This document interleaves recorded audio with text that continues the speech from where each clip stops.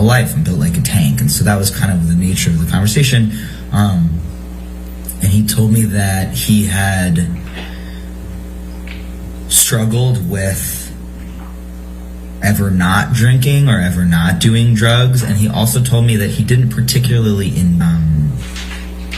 concerned with his children, and he would express shame or regret about times that he had been inebriated to the point of falling down or embarrassing himself, urinating on himself, things like that, when his children were around. He told me that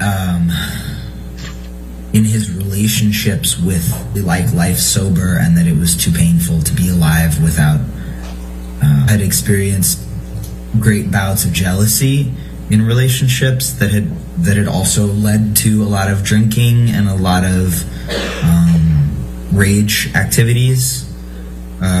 He told me that happened with Winona. He told me that happened with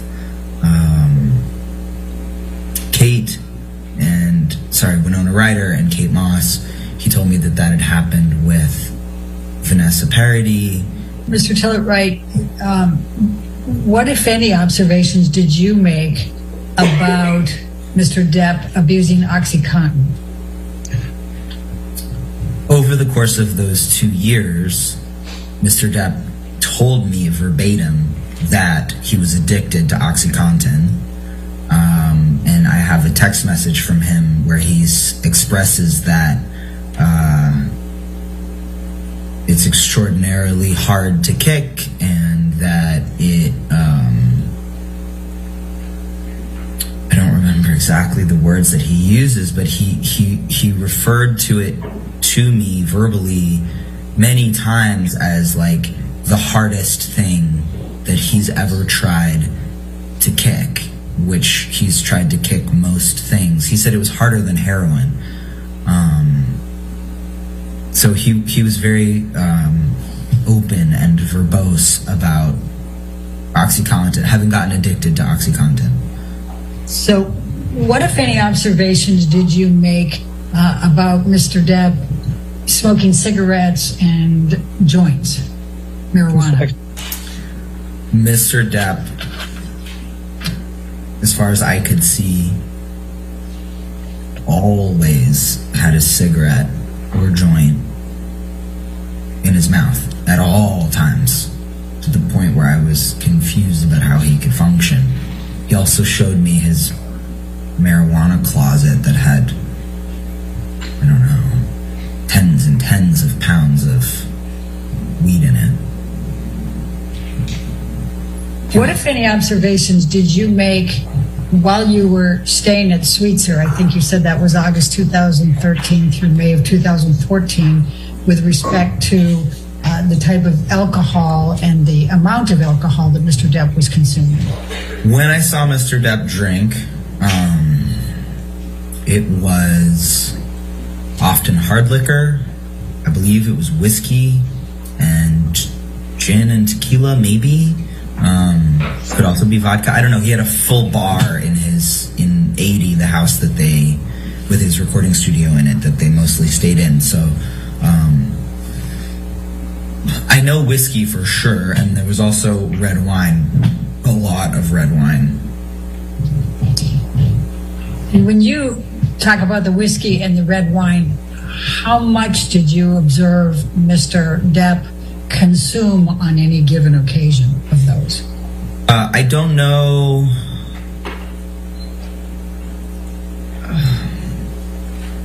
The one occasion I know specifically was the one that I mentioned before during the argument, where he suddenly had a glass of whiskey, and I remember it being like, I remember clocking, because I grew up counting people's drinks, I remember clocking that it was a very large pour in the glass of whiskey. If you recall those, I think my question was, what, if any, observations did you make, or did Mr. Depp ever tell you about him blacking out? Mr. Depp was very open with everyone that he was a heavy user. And He told me about, I know there was one instance where he had this very large house property. So if Sweetser Avenue goes like this, the house that I was staying at, 76, is down here, then there's 78, which is right here, and then up here is 80, and then across the street, I guess, is 82.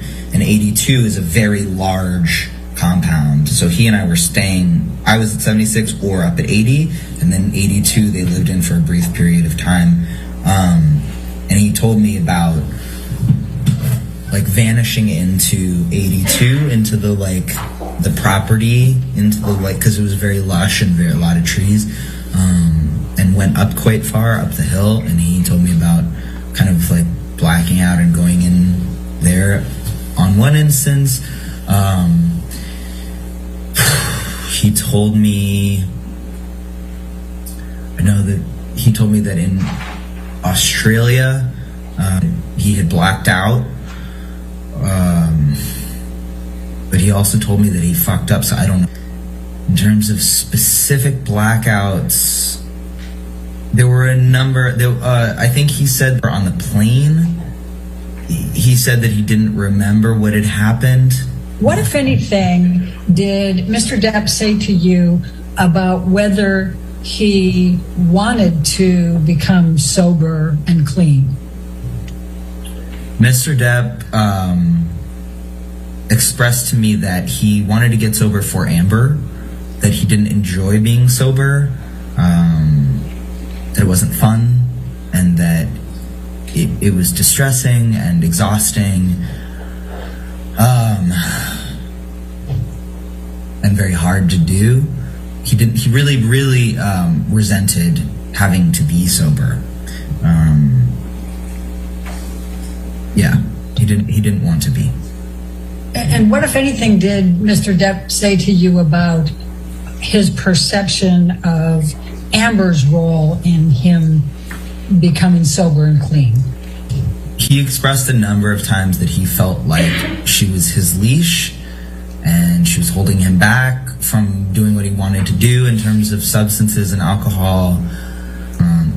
I just want to go back to another incident that I remember. He told me he blacked out, was on the island. He went to the Bahamas. There were two different instances.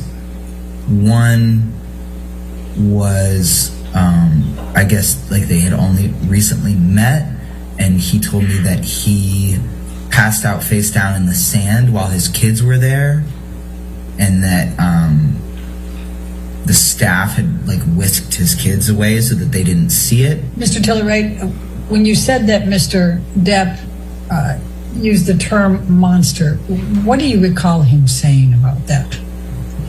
And the language that ended up being kind of settled on was that there was